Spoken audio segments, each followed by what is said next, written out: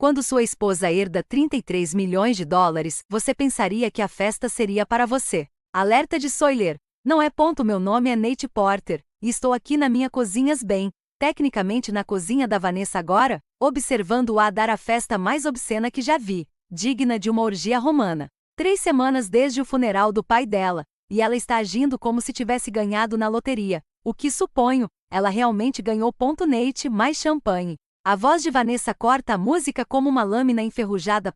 Ela está esparramada no nosso sofá de couro italiano, o vestido de grife subindo pelas coxas, cercada por sua habitual turma de parasitas. Leia e Serena, suas amigas da fraternidade da faculdade que nunca amadureceram de verdade, riem de tudo que ela diz como focas treinadas. Pego outra garrafa de Dom Perignon da adega, aquela que custa mais do que o salário mensal da maioria das pessoas, e abro caminho por entre a multidão.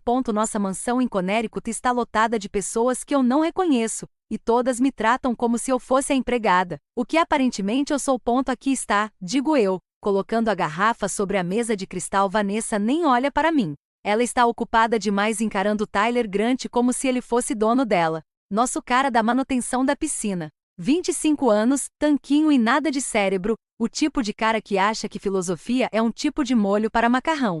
TY, meu bem, vem sentar mais perto. Vanessa ronrona, dando tapinhas na almofada ao lado dela. A aliança dela, aquela que eu economizei por 6 meses para comprar, reflete a luz enquanto ela gesticula. Tyler sorri e se aproxima, sua mão encontrando imediatamente a coxa nua dela. Bem ali na frente de todos. Na minha frente.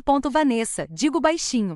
Talvez deveria o quê? Ela finalmente olha para mim, seus olhos azuis vidrados de champanhe e malícia. Deveria se importar com o que a empregada pensa. Leia solta uma risada rouca. Serena ergue o copo num brinde irônico. A Vanessa. Finalmente livre para fazer o que quiser. A multidão vibra.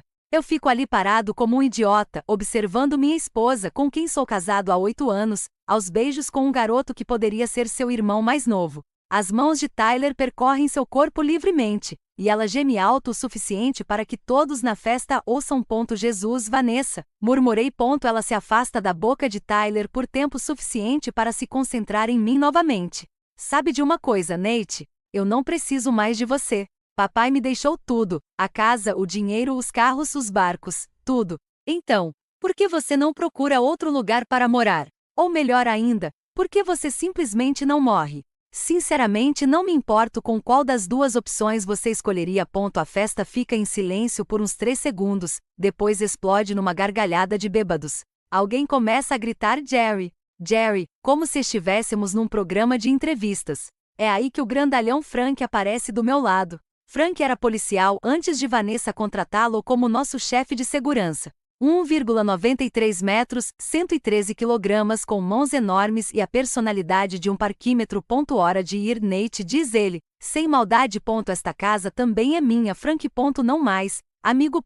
Dou uma última olhada ao redor do quarto, na minha esposa, que já voltou a trocar saliva com o rapaz da piscina, nas amigas dela filmando tudo com seus celulares, nos estranhos bebendo minha bebida e rindo da minha humilhação. Tudo bem, eu digo. Mas isso não acabou. Vanessa se afasta de Tyler novamente, batom borrado, olhos selvagens. Ah, acabou, meu bem. Acabou de vez. Frank me acompanha até a porta da frente como se eu fosse algum tipo de criminoso. Pego as chaves da minha caminhonete na tigela no hall de entrada, a tigela de cerâmica que a mãe da Vanessa nos deu de presente de casamento, na época em que ela ainda fingia gostar de mim. Lá fora, o ar da noite está fresco e limpo, um alívio depois da atmosfera sufocante aqui dentro. Consigo ouvir a festa continuando sem mim, música alta, vozes cantando em comemoração embriagada. Naquela noite, dormi na minha caminhonete, estacionada em um restaurante aberto 24 horas na saída da Rota 9. Os bancos de vinil cheiravam a óleo de motor e arrependimento, mas pelo menos não vazavam muito. Na manhã seguinte, meu telefone toca às 7h30. É Harold Kessler, o advogado da família. Nate, precisamos conversar. Você chegou a ler o testamento do seu sogro. O que você quer dizer? Encontre-me no meu escritório daqui a 1 hora. E Nate, traga uma cópia da sua certidão de casamento. Volto dirigindo até a casa para pegar o certificado no nosso arquivo. O lugar parece uma zona de guerra. Garrafas vazias por toda parte. Móveis revirados. Algo que talvez seja vômito no tapete persa. Vanessa não está em lugar nenhum, provavelmente desmaiada lá em cima com o namorado dela. O escritório de Kessler fica no centro da cidade, em um daqueles prédios antigos de tijolos que exalam riqueza tradicional e horas faturáveis. O próprio Harold tem mais de 70 anos, é extremamente inteligente e possui aquele humor seco que vem de 40 anos lidando com os problemas dos ricos. Sente-se, Nate. Ele desliza uma pasta pela sua mesa de mogno. Página 17, seção 4, subseção C. Li 2 vezes antes de assimilar. Meu Deus, de fato. Kessler recosta-se em sua poltrona de couro com os dedos entrelaçados. Seu falecido sogro foi bastante específico. Vanessa herdará toda a herança somente se tiver herdeiros legítimos com seu atual marido, você, dentro de 18 meses após a morte dele. Caso contrário, tudo irá para a Sociedade Americana do Câncer. Mas ela me expulsou. Sim, eu ouvi falar da festa. Metade de Greenwich ouviu falar da festa. Ele pega o celular e me mostra um vídeo. É a Vanessa e o Tyler se pegando como adolescentes. Isso foi postado no Instagram às 23h47 de ontem.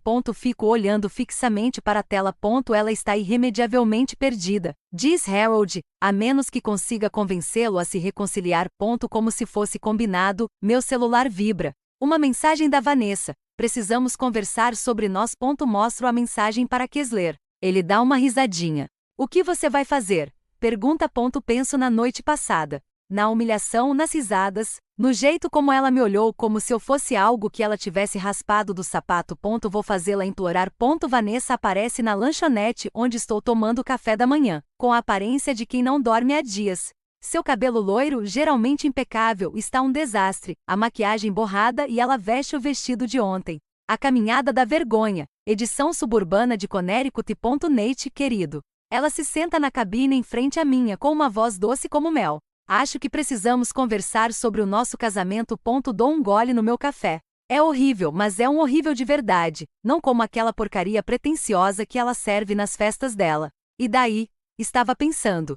Talvez tenhamos nos precipitado nessa separação. Talvez devêssemos dar a nós outra chance. Nós? Coloquei minha xícara de lado. Não existe nós, Vanessa. Você deixou isso bem claro ontem à noite. O que foi que você disse?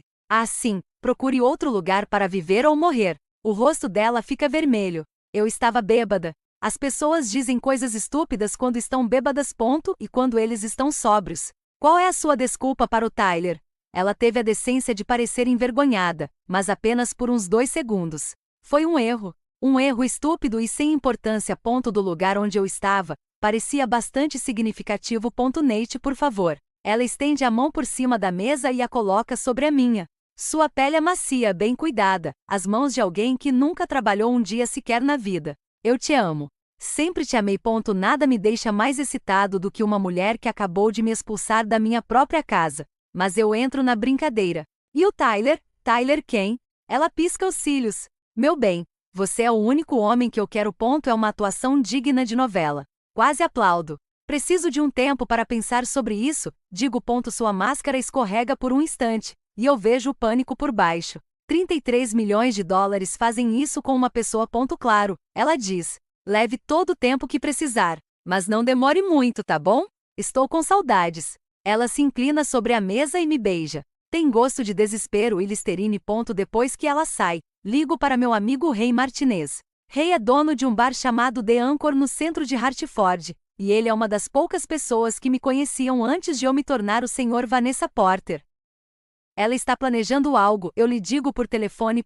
Claro que sim. A questão é: o quê? Não precisei esperar muito para descobrir. 2 noites depois, eu estava no The Anchor tomando uma cerveja e assistindo aos Yankees perderem quando essa mulher sentou no banco ao meu lado. Ela era deslumbrante, cabelos longos e escuros, olhos verdes, curvas que fazem qualquer um querer causar um acidente de trânsito. Oferecer uma bebida a uma garota. Ela pergunta. O nome dela é Mônica. Ela tem 28 anos e trabalha no departamento de marketing de uma empresa farmacêutica em Stanford. Conversamos por 1 hora sobre tudo e nada. Ela é engraçada, inteligente e parece genuinamente interessada no que eu tenho a dizer. Ray me olha por trás do balcão e faz um gesto discreto. Tem algo errado. Mas já tomei 3 cervejas, a mão da Mônica está na minha coxa e eu já não estou pensando direito. Quer sair daqui? Ela sussurra no meu ouvido.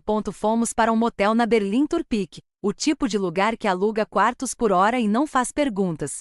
Mônica é entusiasmada, atlética e muito cuidadosa em garantir que usemos proteção. Ela até insiste em descartá-la ela mesma depois. Tenho muita consciência ambiental, diz ela com um sorriso que não chega aos olhos. Acordo na manhã seguinte com uma ressaca daquelas. Como se alguém tivesse usado meu crânio como alvo para treino de beisebol. Mônica já foi embora, mas deixou um bilhete em papel timbrado do hotel. Obrigada por uma noite maravilhosa. Quem sabe a gente se vê em breve. Beijos, M sempre quis ser doadora, só que não desse jeito. O rei está me esperando quando volto ao The Anchor naquela tarde. Você fez besteira, ele diz sem rodeios. O que você está falando? Ele me mostra uma foto no celular. Mônica sentada em uma mesa de canto, conversando com Serena Williams. Não a tenista Serena, amiga da Vanessa. A herdeira da indústria farmacêutica que vem tentando impressionar minha esposa desde a faculdade. Tirei esta foto cerca de 1 hora antes dela fazer a investida contra você. As peças se encaixam. Filho de uma bruxa. Eles te enganaram, irmão. A questão é, o que eles pretendem fazer com o seu DNA?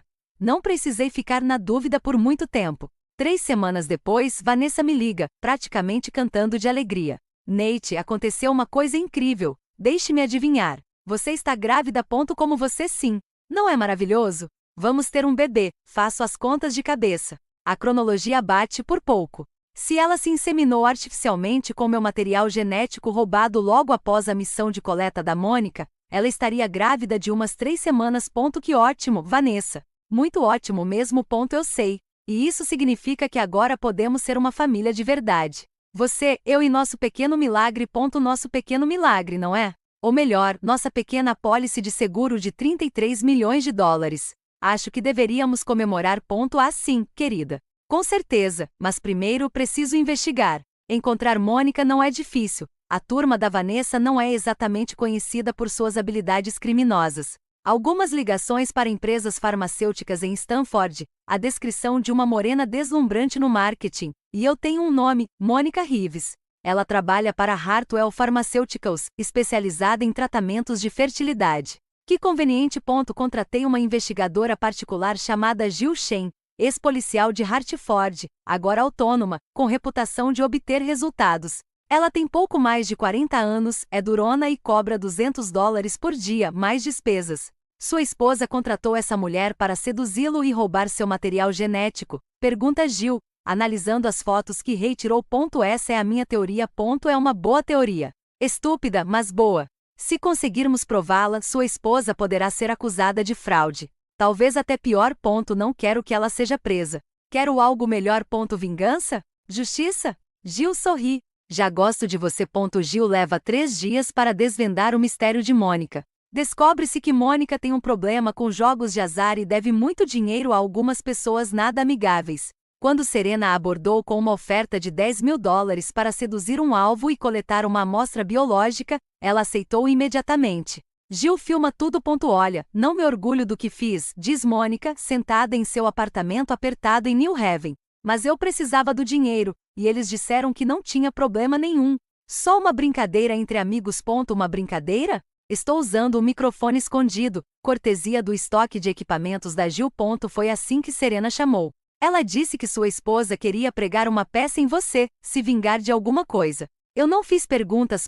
O que exatamente você fez com a amostra? Mônica parece desconfortável. Coloquei em um recipiente especial que a Serena me deu. Ela disse que precisava ficar refrigerado, então usei uma pequena caixa térmica com gelo. Encontrei com ela em um Starbucks em West Hartford na manhã seguinte e ela te pagou em dinheiro vivo. $10 mil, exatamente como prometido. Ela disse o que eles planejavam fazer com isso? Não. E eu não queria saber. Olha, me desculpe, tá bem? Eu sei que foi errado, mas eu estava desesperada. Quase sinto pena dela. Quase. Mônica, preciso que você faça algo por mim. Ligue para Serena. Diga a ela que você está com medo de ser pego. Veja se ela admite o que fizeram com a amostra. Não posso fazer isso. Ela vai perceber que tem algo errado. Ela vai perceber que algo está errado quando tudo isso vier à tona. Mas se você me ajudar agora, eu garanto que você estará protegida. Mônica reflete sobre isso por um longo momento. Que tipo de proteção? Imunidade legal e talvez alguma compensação financeira pelos seus problemas. Quanto? Mais do que a Serena te pagou. Ela faz a ligação naquela tarde e Gil grava cada palavra. Mônica, o que houve? A voz de Serena é aguda e suspeita. Estou em pânico, Serena. E se ele descobrir o que fizemos? Ele não vai descobrir. Como poderia? Você fez o seu trabalho, eu fiz o meu. Vanessa está grávida. Todo mundo está feliz. Grávida dele? Claro, com o dele. Esse era o objetivo, não era? Ela precisava engravidar do marido para ficar com a herança, mas ele não estava colaborando. Então encontramos outro jeito. Jesus, Serena, isso é uma violação muito séria, ou algo do tipo. Não é uma violação grave. É engenhosidade. E funcionou. Vanessa vai ter o bebê, ficar com o dinheiro e todo mundo sai ganhando.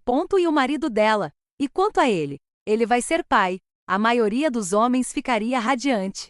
Mas ele não sabe e nunca saberá. Contanto que você fique de boca fechada. Você recebeu o pagamento, eu recebi o pagamento. Vanessa conseguiu o que precisava. Fim da história. Não sei, Serena. Isso me parece muito errado. Mônica, escute com muita atenção. Você aceitou dinheiro para seduzir um homem casado e roubar seu material genético. Se isso vier à tona, você vai para a prisão. Portanto, sugiro que esqueça que essa conversa aconteceu. A ligação cai. Gil sorri para mim. Isso é o que chamamos de confissão. Será suficiente? É um começo. Mas precisamos de mais. Precisamos provar que eles realmente usaram seu DNA para engravidar sua esposa. Como fazemos isso? Conseguimos que Vanessa admitisse. Ela não vai admitir nada. Ela fará isso se achar que está segura. Se achar que venceu. Gil tem razão. Vanessa está se sentindo confiante. Talvez até confiante demais. Ela me liga todos os dias falando sobre nomes de bebês e cores para o quarto do bebê, agindo como a futura esposa perfeita. Tenho uma ideia. Digo a Gil. Estou ouvindo. E se eu contasse para Vanessa que sabia sobre a Mônica? Mas eu não me importava.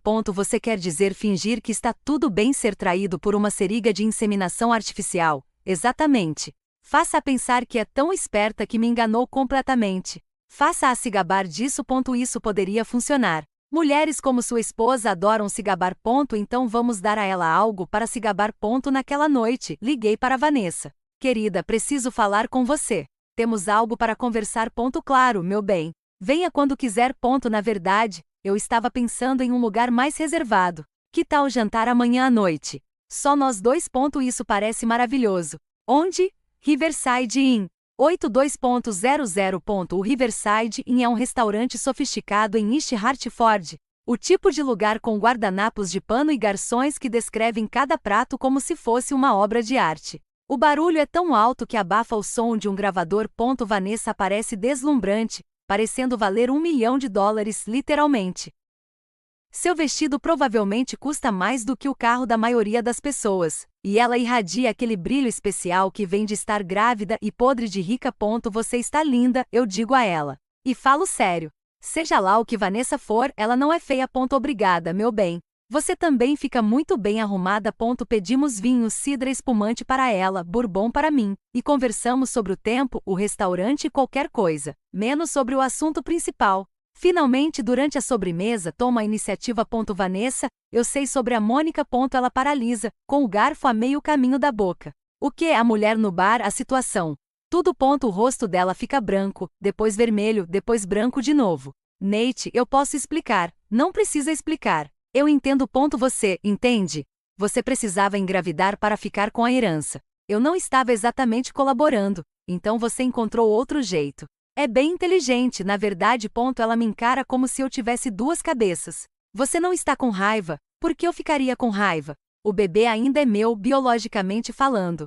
E você ainda é minha esposa. Nós vamos ficar ricos, Vanessa. Mais ricos do que jamais sonhamos. Então, você está bem com isso? Não vejo problema nenhum nisso. Estou impressionado. Você viu um problema e o resolveu. Isso exige coragem. O alívio de Vanessa é palpável. Ela chega a se emocionar. Ai, Nate, eu estava com tanto medo de que você me odiasse se descobrisse. Te odeio. Meu bem, eu te amo mais do que nunca. Você lutou pelo nosso futuro, pela nossa família. Na verdade, foi ideia da Serena. Ela disse que a gente podia contratar alguém para, você sabe, e usar a amostra para me engravidar. Era tipo inseminação artificial, só que mais divertido. Ela dá uma risadinha ao contar a própria piada. Eu sorrio e aceno com a cabeça, mesmo enquanto o gravador no bolso da minha jaqueta capta cada palavra. Como você encontrou Mônica? Serena a conhecia de algum lugar. Disse que ela era perfeita para o trabalho. Bonita o suficiente para chamar a atenção, desesperada o suficiente para levar o plano adiante. E qual é o procedimento em si? Fomos a essa clínica em New Haven. Eles são especializados em tratamentos de fertilidade. Na verdade, foi bem fácil depois que tivemos o material incrível. Você pensou em tudo. Eu tive que fazer isso, querida. 33 milhões de dólares estavam em jogo. Nossos 33 milhões de dólares. Exatamente. Brindamos com nossos copos. A cidra dela, o meu bourbon, e eu penso em como tudo isso vai soar bem no tribunal. Harold Kessler ouve a gravação 3 vezes antes de falar. Isto é completo, diz ele finalmente. Será suficiente? Do ponto de vista legal, isso é suficiente para destruí-la. Fraude de paternidade, conspiração, roubo de material genético. Ela enfrenta sérias responsabilidades civis e possivelmente acusações criminais. E quanto à herança? Nulo. O testamento exige especificamente uma concepção legítima dentro dos limites do casamento. Inseminação artificial com material genético roubado não se qualifica. Portanto, o dinheiro será destinado à caridade, a menos que possamos provar que ela engravidou naturalmente de você após a descoberta da fraude. Penso nisso por um instante. E se eu me reconciliasse com ela? De verdade, desta vez, Kessler ergue uma sobrancelha. Isso é um jogo perigoso, Nate. Talvez. Mas talvez valha a pena por 33 milhões de dólares. Por vingança. Na manhã seguinte ligo para Vanessa. Estive pensando no que conversamos ontem à noite. Conto a ela. E quero voltar para casa. O silêncio se prolonga tanto que acho que a ligação caiu. Vanessa? Estou aqui. Só estou. Surpreso. Por quê? Vamos ter um bebê. Deveríamos estar juntos. Claro. Sim. Quando? Que tal hoje? Hoje. Mas, e as suas coisas? Que coisas? Você me expulsou sem nada além da roupa do corpo. Lembra? Outra pausa. Certo. Bom, vamos às compras. Comprar um guarda-roupa completamente novo para você. Ótimo. Te vejo à tarde, Nate. Sim. Eu te amo. Eu também te amo. A mentira tem gosto de cinzas na minha boca. Volto para casa naquela tarde. Vanessa claramente esteve ocupada. Os equipamentos de manutenção da piscina de Tyler sumiram. O quarto de hóspedes foi transformado em um quarto de bebê. E há livros sobre gravidez espalhados pela sala de estar, como prova de uma vida doméstica perfeita. Me livrei do Tyler, ela disse sem que lhe perguntem. Bom. E eu disse para a Leia e a Serena que precisamos de um tempo sozinhas. Só nós duas e o bebê. Que gesto atencioso. Ela me mostrou a casa como se eu fosse uma potencial compradora, e não alguém que morou aqui por 8 anos. O quarto principal foi redecorado em tons pastel suaves. A cozinha foi abastecida com produtos orgânicos. E há uma nova banheira de hidromassagem no pátio dos fundos. Para as suas costas, ela explica. Eu sei o quanto você trabalha. É como viver em uma exposição de museu. O casal suburbano feliz, por volta de 2024. Jantamos juntos salmão orgânico, salada de quinoa, água com gás, e conversamos educadamente sobre nomes de bebês e planos para a faculdade dos filhos. Vanessa se esforça tanto para ser a esposa perfeita que chega a ser doloroso de assistir. Estava pensando que talvez pudéssemos viajar por um fim de semana, diz ela enquanto saboreamos a sobremesa. Uma lua de mel para o bebê, antes que eu fique grande demais para viajar. Parece ótimo. Onde? Talvez nos Hamptons. Ou no Vale de Napa. Em algum lugar romântico. Claro. O que você quiser. Sério. Assim, sem mais nem menos. Vanessa, eu já te disse que estou empenhado em fazer isso dar certo. Ela estende a mão por cima da mesa e aperta a minha. Tenho muita sorte de ter você. Se ela soubesse. As próximas semanas passam num turbilhão de atividades domésticas. Compramos móveis para o bebê, vamos a consultas pré-natais e organizamos jantares para as amigas da Vanessa, aquelas que não foram banidas por seu envolvimento no plano da Mônica. Em um desses jantares conheci David Shane, um procurador federal especializado em casos de fraude. Ele é casado com uma das instrutoras de yoga de Vanessa e tem aquele tipo de inteligência afiada que me deixa nervosa. Então, Nate, ele diz enquanto tomamos café e conhaque. Vanessa me contou que você trabalha na construção civil. Reformas principalmente? Casas históricas. Trabalho interessante. Deve ser gratificante dar vida nova a lugares antigos. Tem suas recompensas. Imagino que sim. Há algo a se dizer sobre restauração. Sobre consertar as coisas. O jeito como ele fala me faz pensar que ele sabe mais do que está demonstrando. Mas eu apenas concordo com a cabeça e mudo de assunto. Mais tarde naquela noite, Vanessa e eu estávamos deitadas na cama em lados opostos, sem nos tocarmos, como uma zona desmilitarizada feita de algodão egípcio. Quando ela mencionou o jantar. David Shen parecia gostar de você. Ele parece ser um cara legal. Ele é muito inteligente, muito minucioso. Significado? Nada. Só que ele é o tipo de pessoa que repara nas coisas, nos detalhes. Que tipo de detalhes? Ah, você sabe. Inconsistências. Coisas que não fazem sentido. Viro-me para olhá-la na escuridão. Há algo que você queira me dizer, Vanessa? Não, querida. Só estou dizendo que devemos ter cuidado com o que dizemos, com a forma como nos apresentamos. Nos apresentar como o quê? Como um casal feliz que concebeu naturalmente e está animado para começar uma família. Não é isso que somos. Claro que sim, disse ela, mas sua voz tinha um tom mais áspero que não estava lá antes. Na manhã seguinte, liguei para Gil. Acho que Vanessa está ficando desconfiada. Sobre o quê? Sobre você. Sobre a facilidade com que você aceitou tudo? Talvez. Será que chegou a hora de você agir? Ainda não, eu digo. Quero esperar até depois que o bebê nascer. Isso significa mais 6 meses. Eu sei, mas quero garantir que a criança esteja protegida. Independentemente do que aconteça entre Vanessa e eu, a criança não pediu nada disso. Você é um homem melhor do que a maioria, Nate, diz Gil. Ou pelo menos mais paciente. Às vezes acontece a mesma coisa. O confronto, mas a paciência, como estou prestes a descobrir, é um luxo que não posso me dar. 2 dias depois, chego em casa de uma obra e encontro Vanessa na sala de estar com sua mãe, Eleanore. Eleanore Porter tem 75 anos, 1,5 metros de altura e é mais mal-humorada que uma cobra com hemorroidas. Ela nunca gostou de mim e nunca fingiu o contrário. Nathan, diz ela, sem levantar os olhos da xícara de chá. Precisamos conversar. Sobre o quê? Sobre o seu futuro com a minha filha. Vanessa parece desconfortável. Mãe, nós já conversamos sobre isso. Não conversamos sobre nada, querido. Você me contou a sua versão dos fatos e eu ouvi. Agora quero ouvir a dele. Eleanore me encara com um olhar capaz de congelar um incêndio descontrolado. Sente-se. Nathan. Eu me sento. Minha filha me disse que você a perdoou pela indiscrição que ela teve com o rapaz da piscina. Isso mesmo. E você está feliz com a gravidez? Muito feliz. Quão feliz? Não tenho certeza do que você quer dizer. Afinal, quanto vale a felicidade da minha filha para você? E aqui está a extorsão que eu estava esperando. Senhora Porter, não tenho certeza se entendi. Acho que você entendeu perfeitamente. Veja bem, Nathan, eu andei pesquisando sobre fraude de paternidade, sobre leis de herança e sobre o que acontece quando alguém tenta burlar o sistema. Meu sangue gela. Não sei do que você está falando.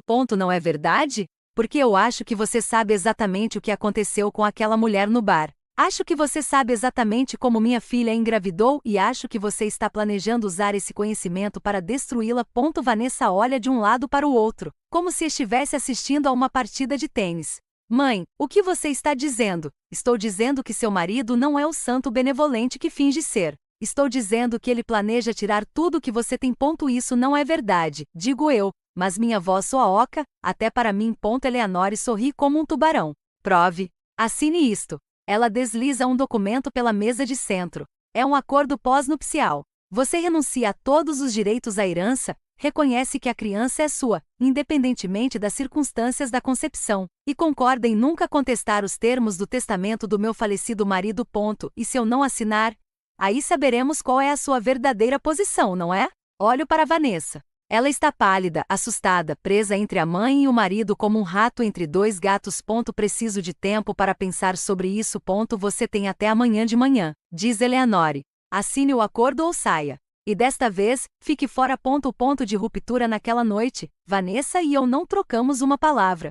Ficamos deitadas na cama como estranhas, cada uma fingindo dormir enquanto nossas mentes fervilhavam de pensamentos. Finalmente, por volta das 3 horas da manhã, ela quebrou o silêncio. Você vai assinar? Não sei. Ela tem razão, não é? Você está planejando alguma coisa. Eu não respondo. Nate, por favor, me diga a verdade. Viro-me para encará-la na escuridão. Quer a verdade? A verdade é que você me humilhou na frente dos nossos amigos, me expulsou de casa e tentou roubar meu material genético para fraudar a herança do seu pai. A verdade é que você me tratou como lixo por 8 anos. E agora que precisa de mim, quer fingir que somos um casal de conto de fadas. Então, o que você vai fazer? Vou te dar exatamente o que você merece. Ela começa a chorar então. Soluços suaves e entrecortados que talvez tivessem me comovido em algum momento. Me desculpe, Nate. Me desculpe mesmo. Pedir desculpas não resolve nada, Vanessa. E depois, eu levanto da cama e começo a me vestir. Onde você está indo? Consultar um advogado. São 3 da manhã. Então vou esperar no estacionamento dele até ele abrir. Nate, por favor, não faça isso. Pense no bebê. Estou pensando no bebê. Essa é a única razão pela qual não estou incendiando tudo agora. Pego minhas chaves e vou em direção à porta. Nate. Me viro uma última vez. Vanessa está sentada na cama, com os cabelos despenteados e o rosto manchado de lágrimas e rímel. Eu te amo, ela sussurra. Não, você não me ama. Você adora a ideia de mim. Adora ter alguém para culpar quando as coisas dão errado. Mas você não me ama de verdade. Isso não é verdade. Prove isso. Como? Mande sua mãe para o inferno. Rasgue esse acordo. Confie em mim o suficiente para resolvermos isso entre nós, sem advogados, contratos ou ultimatos. Ela abre a boca, depois fecha, depois abre de novo. Eu não consigo. Então não temos mais nada a conversar. Eu saio, e desta vez, não olho para trás.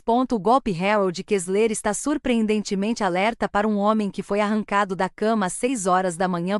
Eleanor Porter veio te visitar. Ele pergunta, servindo café de uma máquina que provavelmente custa mais do que minha caminhonete. Ontem à noite. Com um acordo pós-nupcial que basicamente me tornaria servo de Vanessa para o resto da vida. Posso ver? Deslizo o documento pela mesa dele. Ele o lê atentamente, emitindo pequenos murmúrios. É abrangente e completamente unilateral. Se você assinar, não terá nenhum recurso legal contra nada que Vanessa tenha feito ou possa vir a fazer no futuro. Eles podem me obrigar a assinar? Claro que não. Mas eles podem tornar sua vida muito desagradável se você não fizer isso. Mais desagradável do que já é? Kessler sorri amargamente. Oh, meu caro rapaz. Você não tem ideia do que essas pessoas são capazes quando estão encurraladas.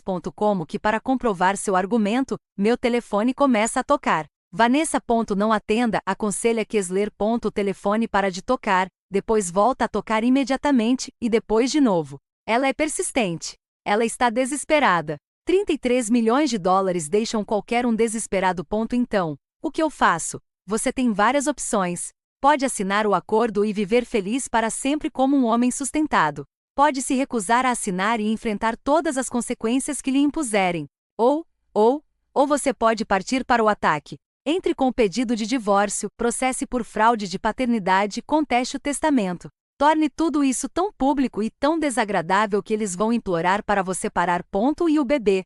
Biologicamente falando, o bebê é seu. Você teria direitos parentais independentemente de como ele foi concebido.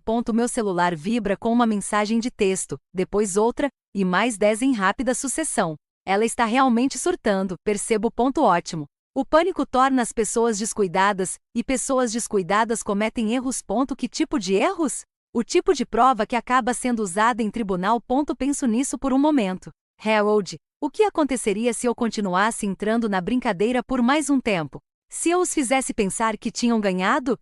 Isso é perigoso. Quanto mais você esperar, mais forte ficará a posição deles.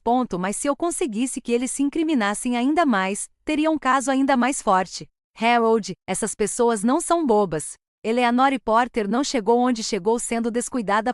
Não, mas Vanessa sim. E quando Vanessa entra em pânico, ela fala. Kessler acena lentamente com a cabeça. O que você tem em mente? Vou assinar o acordo. Isso seria desaconselhável. Na verdade, não vou assinar. Só vou fazer eles pensarem que vou assinar. Vou enrolar eles, dar confiança, fazê-los falar. E aí, vou destruir eles. A armadilha. Volto para casa por volta do meio-dia. Há 3 carros na garagem. O BMW da Vanessa, o Mercedes da Eleanor e um Lincoln preto que não reconheço. Lá dentro encontro uma verdadeira reunião. Vanessa, Eleanor, Serena e um homem de terno caro que se apresenta como Marcus Webb, advogado pessoal de Eleanor. Nathan, diz Eleanor sem rodeios. Confio que você já tomou sua decisão. Tenho sim. Tiro o contrato do bolso do meu casaco. Vou assiná-lo. O alívio na sala é palpável. Vanessa chega a se deixar cair na cadeira. Mas eu tenho condições, digo eu. Os olhos de Eleanor se estreitam. Quais as condições? Em primeiro lugar, quero uma garantia de que Tyler Grant nunca mais ponha os pés nesta propriedade. Pronto. Diz Vanessa rapidamente. Em segundo lugar, quero que todos os amigos de Vanessa peçam desculpas publicamente pelo papel que desempenharam em me humilhar. Isso é razoável, diz Webb. Em terceiro lugar, quero um reconhecimento formal de que sou o pai desta criança, com todos os direitos e responsabilidades que isso acarreta. Claro, diz Eleanore. O que mais? É isso. Concorde com essas 3 condições e eu assinarei o contrato. Webb e Eleanore trocaram olhares. Precisaremos elaborar um adendo. Sem adendos, sem documentação adicional. Apenas um acordo verbal testemunhado por todos os presentes nesta sala. Acordos verbais não têm validade legal. Destaca Webb. Não me importo com obrigações legais. Importo-me com a honra com fazer a coisa certa. É tudo conversa fiada, mas eles acreditam. Os ricos adoram pensar que são honrados. Muito bem, diz Eleanore. Tem a minha palavra. E a minha, acrescenta Vanessa. E a minha também, acrescenta Serena. Embora ninguém tenha perguntado a ela. Faço questão de ler o contrato mais uma vez, depois pego uma caneta. Na verdade, digo, parando com a caneta no meio do caminho até o papel, tem mais uma coisa. E agora? Eleanore retruca irritada. Quero ouvir a história toda, desde o começo. Como você planejou, como executou, tudo. Acho que mereço saber exatamente como você me enganou. É um apelo ao ego deles, e funciona perfeitamente. Bem, diz Vanessa, lançando um olhar para a mãe. Tudo começou mesmo quando o testamento do papai foi lido. Durante a hora seguinte, elas detalharam toda a conspiração de forma excruciante. Como Eleanore sugeriu o esquema de fraude de paternidade quando Vanessa confessou que me expulsou de casa.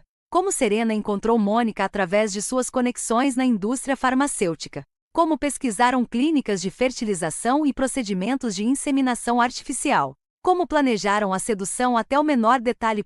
A parte mais difícil foi manter Tyler em silêncio, admite Vanessa. Ele ficou com muito ciúme quando descobriu o que estávamos fazendo. Tyler sabia? Eu pergunto. É claro que ele sabia. Ele ajudou a marcar o encontro com a Mônica. Garantiu que você estaria naquele bar na noite certa. E ele estava bem com isso? Ele ficou satisfeito com o dinheiro que lhe pagamos. E Serena, $20 mil compram muito silêncio. Além disso, Vanessa acrescenta, prometemos a ele que poderia voltar depois que o bebê nascesse e as coisas se acalmassem. Eleanore lança um olhar penetrante para a filha. Vanessa, o quê? O Nate vai assinar o acordo. Somos todos amigos aqui. Sorriu e concordo com a cabeça enquanto o gravador no meu casaco capta cada palavra. É realmente brilhante, digo. Você pensou em tudo. Tivemos que fazer isso, diz Eleanore, orgulhosa. Havia $33 milhões em jogo. E agora está seguro. Agora está seguro. Assino o contrato com um gesto teatral. Depois me levanto e aperto a mão de todos na sala. Foi um prazer fazer negócios com você. Digo a Eleanore. Da mesma maneira. Enquanto caminho em direção à porta, Vanessa me chama. Nate, aonde você vai? Comemorar?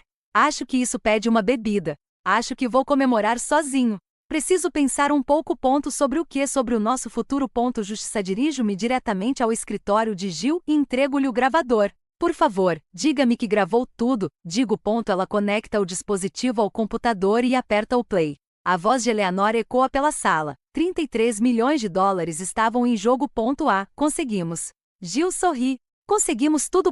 E agora? Agora, vamos levar isso ao FBI. O FBI. Fraude eletrônica, conspiração, roubo de material genético. Isso ultrapassa as fronteiras estaduais e envolve crimes federais.